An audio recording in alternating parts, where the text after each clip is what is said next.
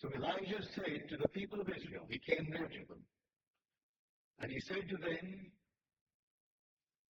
concerning this presence of the I am, how long will you go limping between two? How long? If the Lord is God, follow him.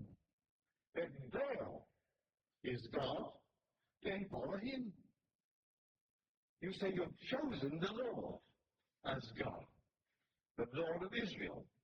Well, then do not start limping between these two opinions. You either choose one and reject the other, or you reject what you should take and pick the other. In other words, there is no cause of the phenomenon of life outside of your own wonderful human imagination.